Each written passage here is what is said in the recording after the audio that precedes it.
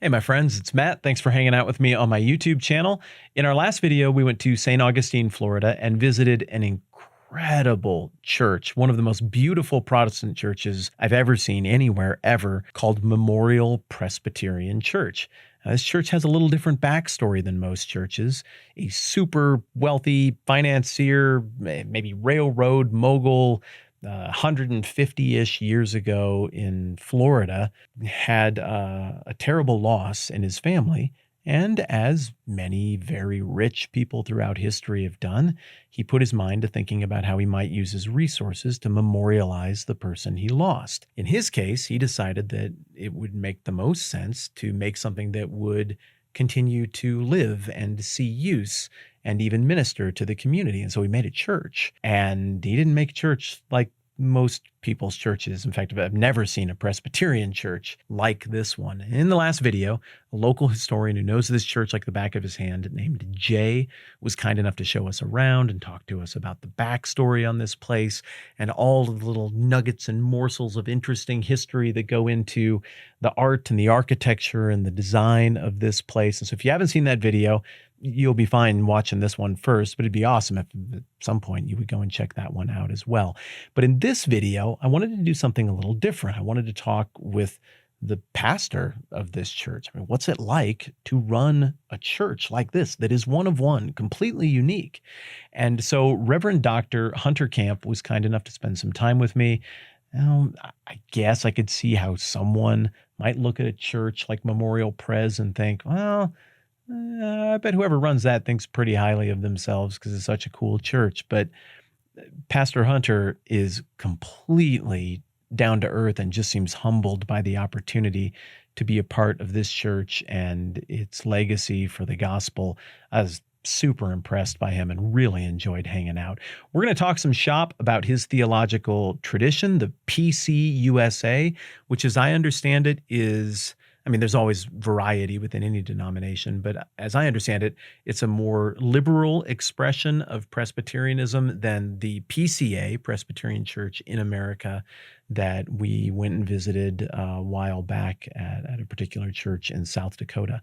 So we're going to talk a little bit about Presbyterian thought and theology, and then we're going to talk a little bit about the space and what it does and what it means theologically.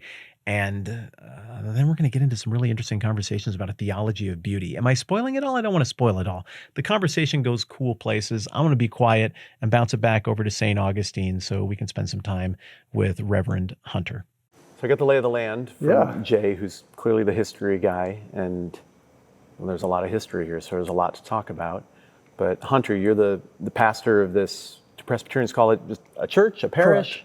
Mm-hmm. Okay. Some call it church, some call it parish, but sort of church is probably the lingua franca. Okay. Well, I just kind of wanted to pick your brain and talk shop about what it means and why it's here, because this space to me tells a really different story than what I see in most Reformed era churches. Mm-hmm. And this is a PCUSA church, Presbyterian Church in the United States of America. Is that the full moniker?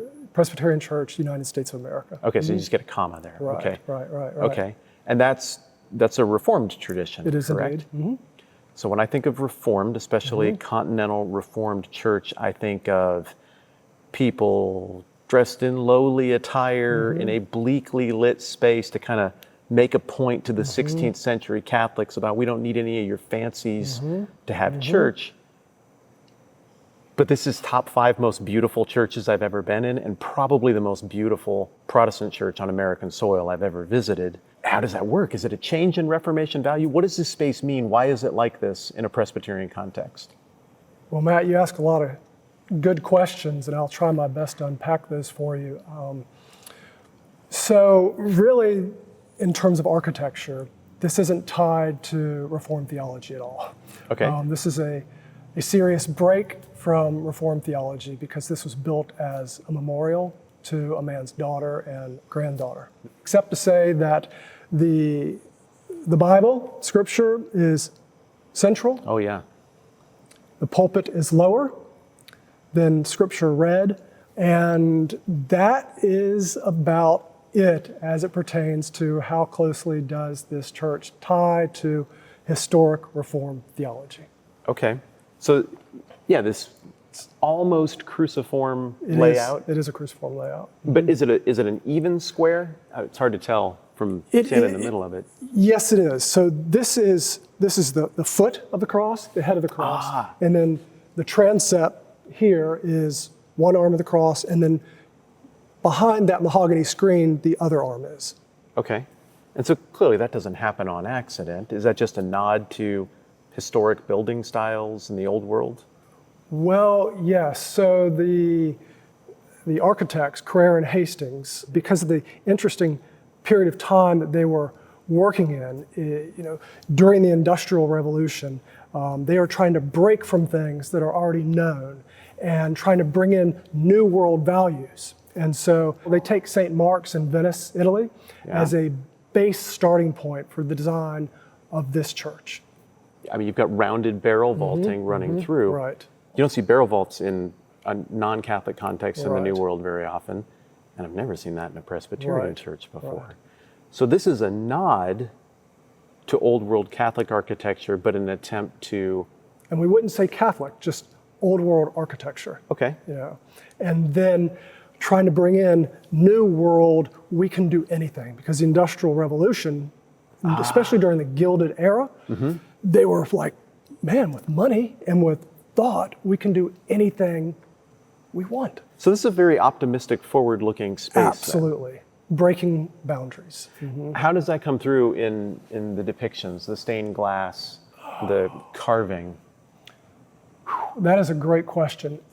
So when you have old world symbols which really transcend Christianity, like the circle here, and that goes back through ancient history of circle representing God, life, death, cosmology, there's no beginning, no end. And that's also part of the Christian tradition, but not quite as much as other traditions, especially going back to Roman-Greco symbology.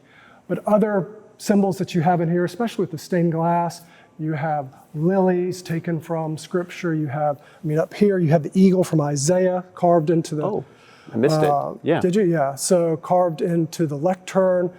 Of course, you have the cross chandeliers, which at one time were oil until it was taken to electricity. You have the gargoyles here on the torch ears. You see them at the top there. And then also on the east door, you have pictures of gargoyles. You have the shell, which is over the east door there, and also the shell which goes over the pulpit. The shells, of course, were early symbols for baptism. And here it was used to capture the preacher's sound so it didn't dissipate into 125 feet. Oh, sure. Right. So what is that called, like a canopy? Yeah, shell canopy. Okay. And it's all one piece mahogany. So I was seeing all the shells throughout, and I went to, who is that, St. James? Santiago is in Catholic thought, it's often represented with that shell. But here, that's more a function of just geographically where you're at. And that symbol of baptism. How do you guys do baptism? Is that adult believers baptism in Presbyterianism, or is that child baptism? Reformed theology, pretty much across the board, has always embraced infant baptism. Okay. And then we usually have, at least in the Presbyterian Church, like Episcopal, Roman Catholic, Lutheran, Methodist, we have confirmation, usually 12, 13 years of age. But baptisms will usually take place right up front here, and that baptismal font was carved by a father-son. It's Italian marble. Yeah, man, it'll blow your mind. It's awesome. All of this is Italian marble that we're walking on here. And so you can see, the symbols are just awesome. And this was purchased by Henry Flagler's son, Harry. They were estranged, but you have like a little chameleon here, a little Florida. Yeah. Fish. You have an eagle or a gargoyle right there. Claws, talons, you have fire. It's rife with really awesome symbolism, which may or may not be entirely Christian. Okay, that's been interesting though. As we've been going through this, I'm noticing a theme in something you keep pointing out, that I'm almost getting the sense that you're saying that some of this could be interpreted in multiple ways, and that would be okay, that there could be a lot of different angles of theological consistency. The eye of the beholder a little bit. Right. Am I hearing you right? Well, yes, in the sense that art is always multifaceted. Good art. Right? Right, well said. Good art, good art. And so I would say that this is good art, and in a Christian context, I mean, it was made to be a baptismal font, but you never, I mean, even Da Vinci, when creating, he might have inserted some symbols into things that may not have been entirely consistent with the theology that the Vatican was looking for, right? And so you might have symbols here that could be interpreted as non-Christian, but also could be, given the right lens, interpreted theologically as, sure, this is Christian. Yeah. And I could do that all day long with anything in here. But I'm just telling you that it would be easy to do otherwise. Did the ruling elders have a say in what art would be used, or was Flagler the guy really running this thing? So when you have the second richest man in America footing the bill and running the show and used to running the show, he's going to get whatever he wants. When you have that kind of money, man, you can just say, I want you to do this, and whether or not they're going to pay attention to it, who knows? I mean, the Vatican would say to Da Vinci, do this. And were they really paying attention to every dot and tittle in what he did? I don't know. Well, it feels like that's a really good fit, though, in terms of Reformed thought and Presbyterian thought. Mm-hmm. I mean, now the Reformed types would be sometimes more concerned about the Second Commandment, certain depictions of God, of Christ. Yeah. John Calvin would be up in arms probably in here. Do you have Jesus in here? We do indeed. Yeah, I mean, he's right there. He's the nicely tan guy in that white, pretty alb. And there he's praying in the Garden of Gethsemane. Back there, he, of course, is praying there. So yeah, he definitely figures in terms of iconography, here. But do you ever get people filling out comment cards and being like, what the heck, man? You can't have... No. It's a Presbyterian church. You can't have Jesus in there. Man. People are just stoked to be here. Well, that's how I feel. Because the beauty is transcendent. That's how I feel.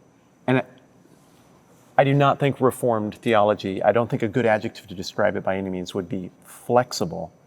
But in terms of its relationship with imagery, I get the sense from my Reformed friends that more or less the value is, don't make it the focal point. Christ is king of the church. Christ is head of the church. The Word of God is sharper than a double-edged sword. It's effective for all these things. Right. We teach from that. We value theology very heavily, but that could fit into a lot of different facilities. I've just never seen one this grand in terms of a Presbyterian context. It is, from my experience in Presbyterian churches, I think it's probably, and from what I hear, the most beautiful Presbyterian church in the world.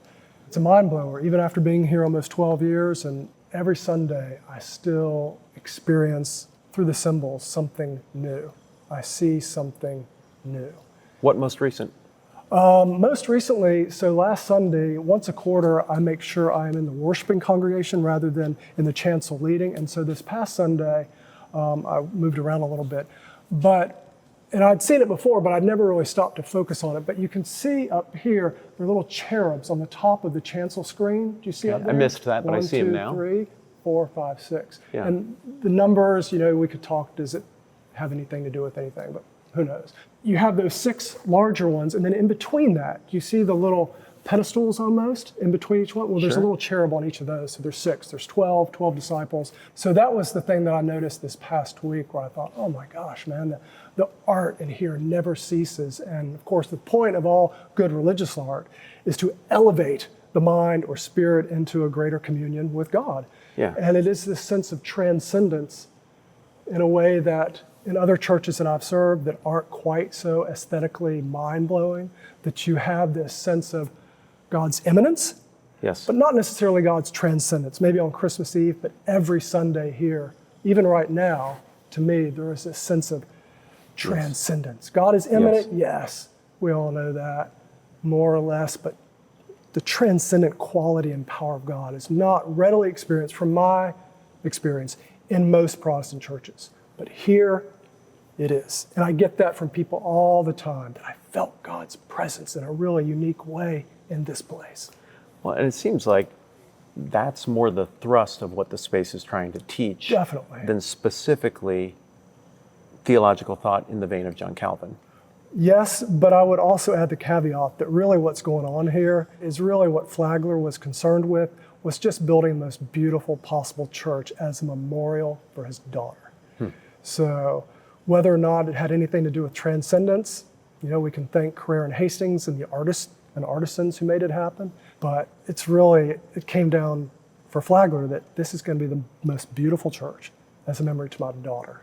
It might be that. I mean, it's very difficult to quantify beauty, but in terms of the impression it makes on me and what it feels like to be in here, I'd love to come to your Christmas Eve service. I mean, this is an amazing space. You talk about the connections to St. Mark's. When I saw this Italian tile, I immediately thought of St. Mark's. Right on. It's this kind of loose mosaic style that adorn I've been there a couple that times. particular church in Venice. Everything communicates transcendence. So what's it like pastoring a church like this? It is complex. And by that I mean, so the church is somewhat large. We have about 900 active members, and it's a clean roll. It's a very dynamic and active congregation. By clean roll, you mean they actually attend? Well, attend, participate in some shape or form. So these aren't dead people who you still count as members? Correct. They are not dead people. They're not people who never come. Okay. The mission activity of the church is vast. I mean, the mission committee probably has 55 people on it, so it is a big committee. We have a somewhat large staff, 20 people or so, but in terms of operationally, the campus requires a lot of upkeep. Yeah. And we have funds to make sure that happens, but that can get a little complicated when you start talking theology, mission, where should money go? Should we really put, we had a capital campaign a few years ago when Hurricane Matthew and then Irma toppled the cross on the top of the dome. Wow. And we had to do a lot of repairs, several $1 million worth, and some people questioned whether or not that was a really faithful use of the resources, but I would argue it is. It is important to upkeep. It's exceptional. It is. It is exceptional, and it provides a really beautiful spot for people to experience the transcendence of God week after week, day after day, decade after decade. And well, I got a question. Yeah. How over time, how long have you been here? 12 years. Okay. How over the course of 12 years do you keep the looking backwards and preserving this gift that was given to us by people who are long since dead? How do you balance your custody of this space and your custody of this space's ability to communicate the gospel to people with this outward impulse that you guys have with all these missionaries and going into your community and like just doing church stuff that a typical Protestant church would do if it's healthy? It seems like those would pull you in different directions. They can at times, and it's a tightrope to walk.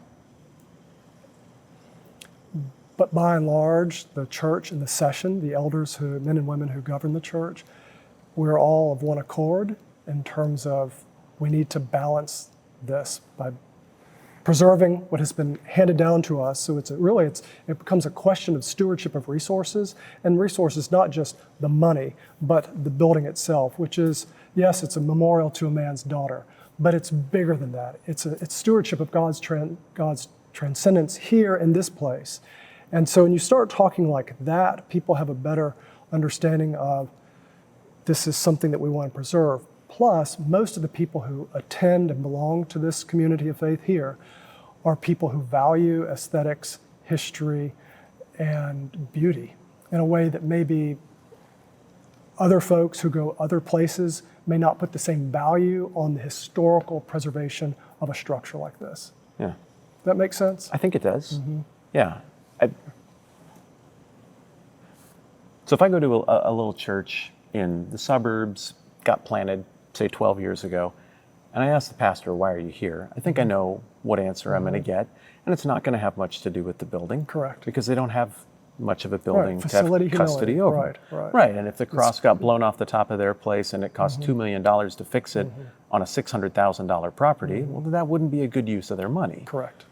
Here, I'm interested to hear what you would say to the following question. Why do you exist? Ultimately, what is the point of this church and this congregation existing? Well, you use two different words there, church and congregation. So the point of the congregation existing, of course, is to spread the love of God made known to us in Jesus Christ. That is the point, hopefully, of every Christian congregation, more or less with variations and different shades and hues, right? The former question about the church, building, which I guess you were talking about the building. Yeah. Okay. So the structure, that's a different question, the point of the structure. And again, I think the point of the structure is that it communicates the grandeur of God. It lifts people's minds to inhabit a world that we don't often inhabit out there. Evangelistically or devotionally? Both, probably, but primarily devotionally.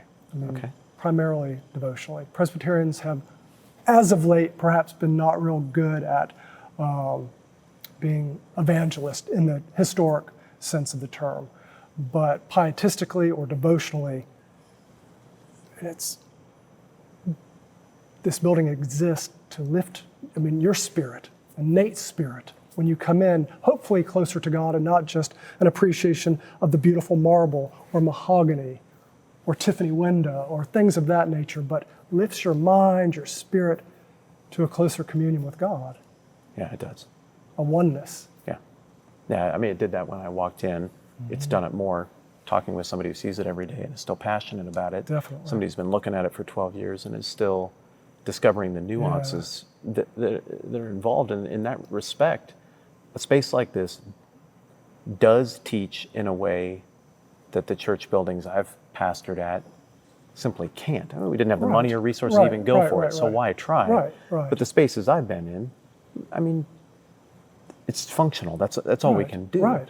Here you have a unique opportunity to have a space that is a metaphor for the lifelong journey of pursuit of God. Indeed. If you think you have the infinite maker of all things solved, you got another thing coming, because there's more stuff. There are more layers to His goodness, His mercy, His complexity, His proximity, His otherness. For sure. And I think it's really a remarkable thing to be in a Protestant space, not funded by the giant historical mechanism of the Roman Church, that has that unique ability to teach and to communicate from every little nook and cranny.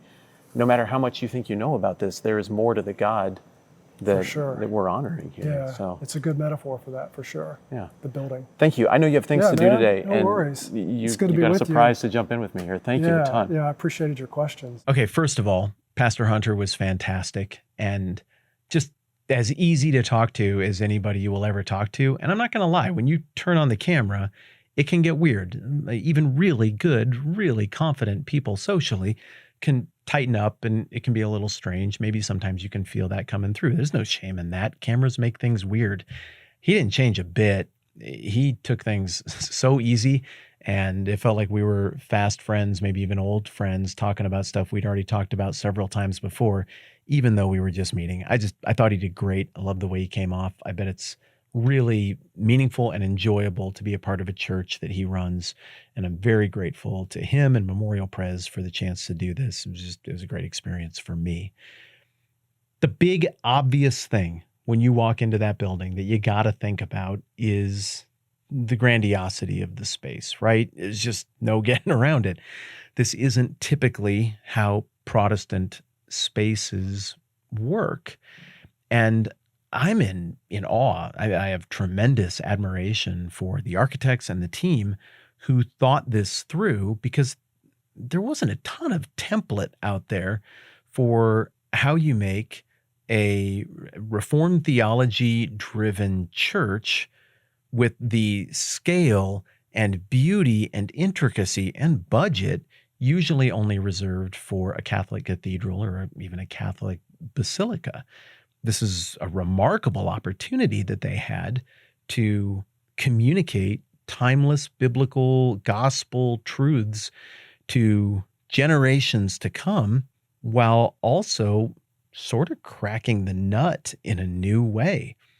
What elements do you draw in to say Reformed things? Well, there's a lot of open-endedness there. And I thought what was cool was how this drew on so many motifs that I've seen before in other expressions of Christianity that made the leap seamlessly from that expression over to this Reformed expression. But also how when you add the whole thing up, it really does feel unique, but unique can often come along with tacky. There's no tacky here. And when Reverend Hunter was talking about that theology of beauty and how he keeps unpacking things, even as somebody who's worked at this church for a long time, I think a lot of my Orthodox and Catholic friends who talk about iconography or images of the saints or the art and elaborate stained glass windows, and they talk about how, excuse me, I've had a little bit of cough here. They talk about how back in the day, literacy rates were lower. The buildings were designed to tell the story, to encapsulate so many elements of the gospel. And the idea was somebody could sit there and go to church here and maybe zone out a little bit during the service, but gradually just absorb the truths of the biblical narrative as a whole and a whole bunch of the foundational, timeless theological truths that come out of that.